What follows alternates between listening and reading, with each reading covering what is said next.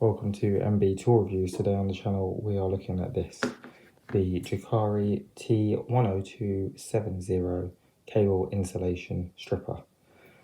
This is a spring-loaded adjustable cable stripper which can do from 8 to 28 millimeters cross-sectional area. It's currently on Amazon at around £14 sale price. It's normally £20.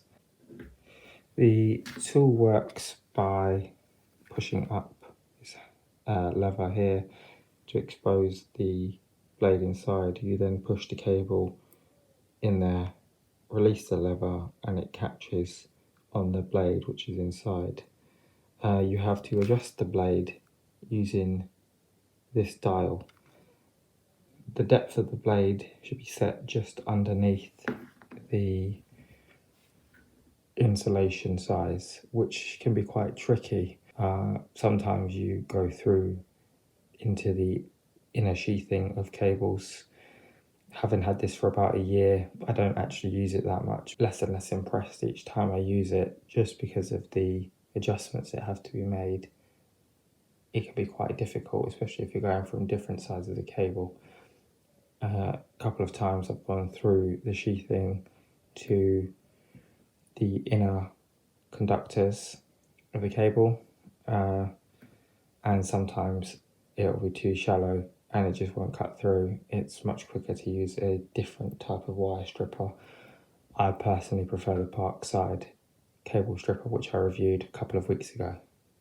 I'm now going to demonstrate a couple of different types of cable and show you how this tool works and what can go wrong. I'm now going to demonstrate the tool using some round flexible cable. I'm going to adjust the blade to approximately the depth of the outer sheathing by pushing the tool up against the outer sheathing here, and then winding down the blade just slightly. I'm now going to put it around the cable, and you spin it around and pull it upwards. And that has worked pretty well. And when this tool does work well, it is quite effective.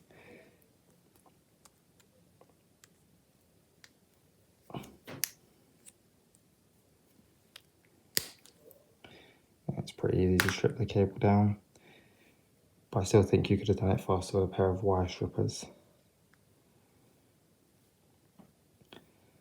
The problems are when you over adjust the blade slightly.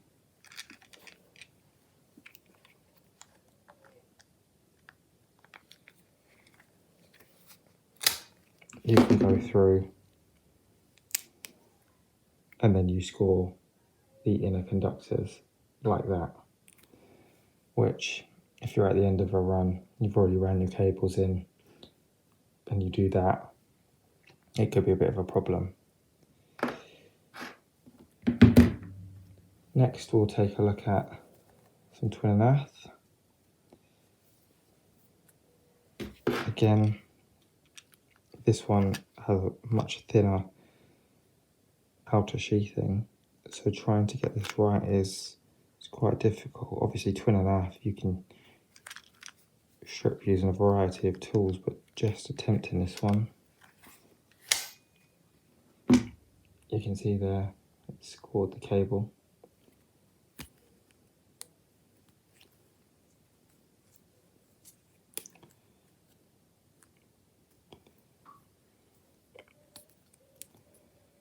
This one hasn't damaged the cable at all.